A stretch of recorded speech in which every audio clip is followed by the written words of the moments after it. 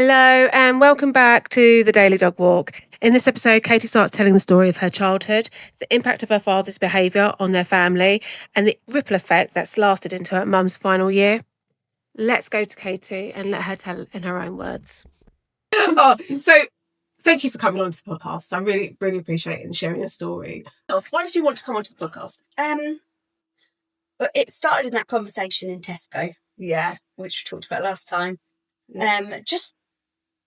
Just the power it has over you when you talk to someone and they get it. Yeah. I think, and so I just think what you're doing is amazing. Like just talking out loud, because people like raise awareness of abuse and things like that, but nobody really talks about when it's all over the effect it has on the rest of your life. Exactly. And your relationships. Yes. And even things that you don't think are from that. Just everyday little things you do that really sabotage relationships, and you have no idea it's you that's doing it. You think the other person's the problem. Yeah, absolutely. But actually, you're toxic as hell. Yeah. You don't know it's you. Yeah. And you're like, why don't they love me? Okay. I said this in one of my other episodes. I think it's probably one of the first ones that I'm the worst. I self-sabotage by pushing everybody away, and then I'm like, why doesn't anybody love me? Yeah.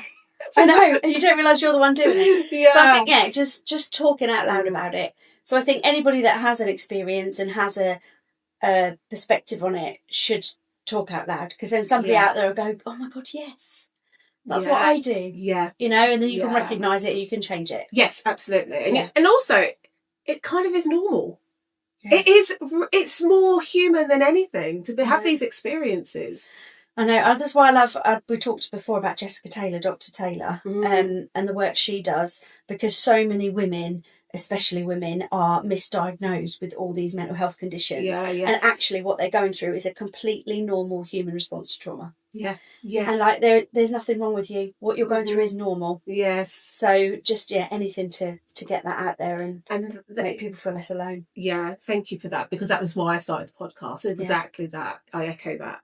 I wanted other people to realise that this was normal, that these feelings that we were having, that, you feel broken and you feel like you feel alone. It's the loneliest place ever when you have those feelings, isn't it? But actually, I realised when I came out the other side that there were so many other people that were going through the same thing. And I just thought it was, to share my story could help them just a little bit. Yeah. I think loneliness as well. You can be completely surrounded by people and just feel so lonely. Mm-hmm. I know that's been a big thing for me. It's just feeling so lonely. Yeah. And mostly when I've been around a lot of people, when I've been surrounded. Yeah. I think you can feel more lonely surrounded sometimes than when you're on your own. You can. Because I can feel why I'm different. Yeah. When I'm around lots of other people and I question myself even more, because I can see other people doing things with ease and I'm like, why can't I do that? Why am I, and that's what makes me feel lonely, because I feel different. Yeah. So that makes sense. Yeah. So if it eases some of that for someone, anyone. So do you want to tell us about your story? Tell us about, your childhood. Well, to be honest, I thought it was perfect. Yeah. Until I sat in a doctor's office in America, and it was the first time away from home, away from that really close family I was in. Yeah. And I sat and I was having anxiety, assuming that I was homesick. And I sat and I told him all of my story. We'd really delved into everything. And then eventually he said, I'm just going to bring in my receptionist. To take not receptionist, a trainee, which I think now was his receptionist. Right. I'm going to bring in a trainee. Do you mind? I was like, no, that's fine. And he was like, I'm just going to read to her your story that you've told me so far. Is that okay, just to catch her up? This was obviously a tactic. And I was like, yeah, of course. And then he read it all out loud, and I looked at him and I was like, gosh, you make that sound really bad. And he put his clipboard down and he went, Katie, it is. And I went, no, it just sounds bad because you say it all together like that, And he went, no, Katie, it's bad. I'm like, no, it really wasn't that bad. And he went, okay, I'm going to read it again, but I want you to imagine this is Molly and Tess, who were just little at the time. That's my daughters. I was like, okay. And he read it out again, and it just hit me. It was like somebody had just, it's like I'd been hit by a train. That I was just like, oh my God, it's really bad. Yeah. And I think that's the weirdest thing, is that I had no idea. Because, and this is such a key thing as well for kids and abuse, you see these NSPCC ads and there's these kids sitting there or calling Childline, and you're like, that doesn't happen. because normally you think that's normal. Mm-hmm. You don't know to call for help because you think Yeah. that's normal. Yeah. And I think the next big thing for me was, because I went into, I would say rock bottom then. Yeah. I went into a really dark place where it all hit me that everything that had been going on wasn't okay. And then when I was back in England, I had this workplace sent me for a private medical evaluation, psych eval. And I was sitting in there with this really expensive doctor, private doctor, and I just give him some background. And he said, have I treated you before? And I was like, no, definitely not. He went, no, I definitely know you. And he started telling me some of the story I hadn't told him. And I was like, okay, well, that's weird because that's true. But he said, I don't recognise your name. I said, I'm telling you now, I couldn't have afforded to walk in your door. Yeah. There's no way. Yeah. And he was like, no, I've definitely treated you. I said, you haven't. Anyway, we walked away. He did the psych eval. No need to say I don't work there anymore. Yeah, he did that. And then a few months later, he rang me and he said, I've realised how I know you. And he said he was going through some old notes, not thinking about me, just going through some old notes. And he found my story with no name. And what it was, I'd got taken in by a counsellor when I was 16, going through anxiety counselling. And he had taken me in and tried to convince me there was abuse in my home. And I got really angry and said, how dare you say that about my parents, and stormed out. Right. Never gone back.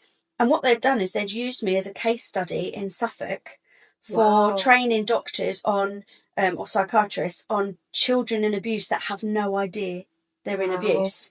So sometimes you think that the child's trying to hide it from you, but they actually just don't know. They think it's all normal. Yeah. And that's how he knew me, because he'd read my case study. Wow. But obviously my name had been removed. Yeah. So you're a case study. I was a case study. Wow. And my friend Carla at the time, she rang me and I told her everything. She was like, oh my God, are you upset? How do you feel? And I went, actually, all right. Because I feel like if one child got helped from that, yes, it was worth it. Yeah, absolutely. And so that was that was another time when I looked back and was like, oh my God, that wasn't normal. Like, none of it was normal. And I had no idea all these lives were going on, but none of it was happening, But Dad was, he was a narcissistic sociopath with a temper, doesn't know. So he was, he said, well, I don't know. I don't really know what my dad is. So, but he had a temper. Because you said you didn't know.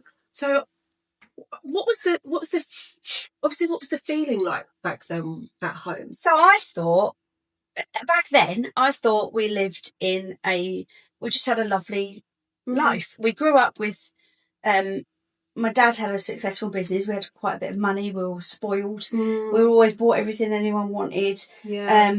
It appeared perfect.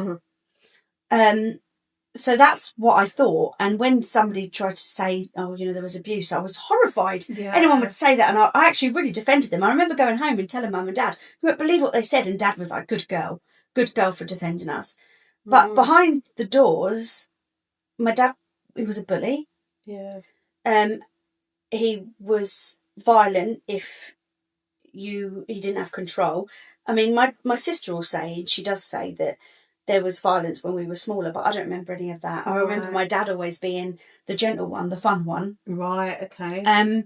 My mum being the disciplinarian, who was a lovely mum. But I think because we were little, we were easy to control, we were good girls. Right. It was when we got to our teenage years that we started rebelling or started talking back that his temper would kick off. So it was, if we, I came in drunk one night when I was 15 and I was excited, I wanted to talk about my night. Yeah. And my dad said, when I was 15, so I came in really excited, wanted to tell him about my night, and my dad was obviously didn't want to know, or he was in one of his moods, and he was just like, you've been drinking, go to bed. Which, you think a parent's going to be angry their 15-year-old comes in drunk, but it was really acceptable for us to drink. Right, okay. Like, we had a drinks cabinet, we had kids' drinks. Really? Yeah. Oh, wow. And we were allowed to freely make drinks. So it wasn't unacceptable for us to drink. Why was I coming around your house when I was young? I know. I remember when I got back from the States, going at Christmas to get my kids some baby sham. And I was like, I'll get the kids some baby sham, because that was the kids' drink. We had our own glasses with our names on. Yeah. And looking at the bottle and realised it was 9%. And I'm like, no wonder I can't remember my childhood. I was drunk. You were drunk most of it. So it wasn't like it was unacceptable. We were allowed to drink. So they were quite lax in some ways. Yeah, really relaxed. Yeah. Yeah. So he was obviously annoyed because he wanted to go to sleep, and I was trying to talk. And I remember him standing up and going, "Shut up, Katie, go to bed." And I was like, "I want to tell you." And he stood up and put his fist up. And me, being drunk and 15, I was like, "Go on then, hit me." So he did. Punched me in the face. He actually broke my jaw, which I didn't find out had been broken till I was in my late 20s in a dentist one day, and they locked me in the room to try and talk to me because they thought my partner was beating me because they saw a fracture. Really? And then we looked back at X-rays and realised it was from when I was 15. Wow. So things like that, you know. Wow. So it wasn't like it was all the time. It wasn't like it was horrendous. But that isn't a normal way to discipline a teenager. Oh, God, no. No. But to me, you know, I remember the 3 weeks after that because my whole face was bruised. You're not having to go to school. The school being told I had tonsillitis, and my dad spoiling me on the way home the next day. I got that. Should we get McDonald's? Yeah. You know, Yeah. and then it was, "Oh, look at your beautiful face. What have I done?"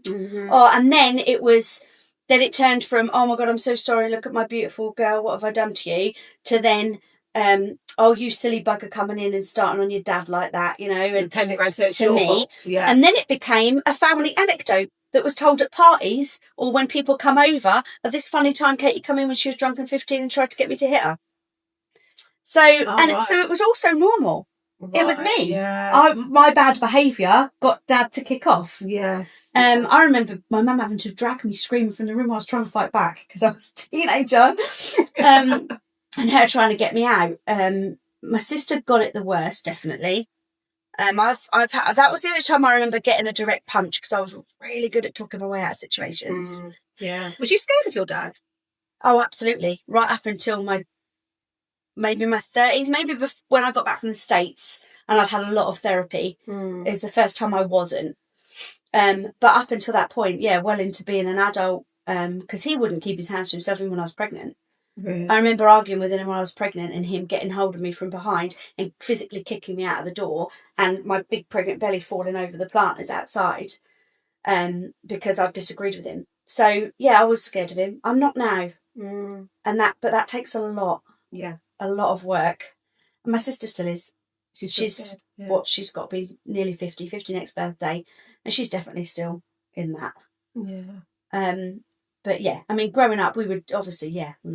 Honestly, I think I was more scared of my mum, my 4'9" little lovely mum. But that was more of a respect fear. Yeah, of course. You know? Yeah. But Dad, yeah, I mean, and I think that's what gets you. People always think it's the hitting. It's not. The abuse I could have taken, like, it was like water for duck's back. I was so used to my heel. Yeah, I was so used to my mum hitting me. It didn't actually hurt. It actually didn't. I had such a high pain threshold. I'd take it. Oh, it would. It's for me. It wasn't the child abuse that I suffered when I was younger. It's the aftermath of how my mum treated me. Yeah. No disregard and no love. And just didn't care. And the mental stuff. And for me, it was that, like you say, were you scared of him? That constant drip of anxiety because you don't know what's coming. Yes. You don't know if when he comes downstairs that day, what mood he's in. Yeah. You don't know when you walk in that back door what the atmosphere is. And I can tell. My dad could be in his living room in his chair and I can open that back door and feel the atmosphere and know what day it is. Yeah, I understand that 100%. And it was that's what does the damage. It's now when I tiptoe around Paul wondering if he's in a funny mood or if he's annoyed with me, and I don't need to, but that's just what I do. It's that feeling, because I don't like it either, so I understand. You know, I'd say to Pete, leave it at the door and just come home normally, please. If you've got something, let's talk about it. I don't want you to be walking around so I can feel, because it gives me PTSD. It reminds me of when I was walking on eggshells with my mother. So I get because you don't know what mood they're in. No. And they could be in one of their loving moods. Yeah. You know, and the love bombing was a big thing. Yeah. Especially towards my mum. But towards us, loving was a big thing. And that whole, you'll always be okay as long as I'm around. You know, that person being the most important person, that conditioning, that was a big thing for us. Yeah. And feeling like we need them because we'll always be okay as long as they're there. We'll always be safe as long as they're there, although they were the person who made us least safe. For people who haven't experienced that kind of relationship, how would you explain your relationship with your father now? I don't have a relationship with my father now since Mum died. I don't have him in my life. As of now, I don't have any ill feeling towards him. I don't want him in my day-to-day life. I do blame him for my mum being gone so early. I wouldn't wish him harm, and I wouldn't see him go without or suffer. You know, if he was struggling in any way, I'd make sure the help got to him. Yeah. But I don't want him in my day-to-day life because he's no different. He's not changed. Yeah. He's not sorry. He's the same. If he showed up on my door and said, I'm so sorry, everything I did was wrong. You know, your mum's gone because of me. But, maybe I might have some sort of controlled relationship, but he's not. He's the same. So that's where we are right now. My daughters see him. They'll let me know if something's wrong. Recently, I had a health issue, and I called my daughter and said, "How did he get on? Is he okay?" Right, I wouldn't see him go without, but I don't want him in my day-to-day life because I have to protect my peace. Yeah. And that's a big thing. That's a big deal for you, isn't it? That's how it is now. Yeah. For years before Mum got poorly, he was in my day-to-day life. He was in my life. But it wasn't real. I was being nice to him because if I wasn't, I wouldn't get to see my mum anymore. So next time on the Daily Dog Walk, Katie opens up about her parents' marriage, what that looked like and what it did to her mum and the conditioning that kept her stuck for so long.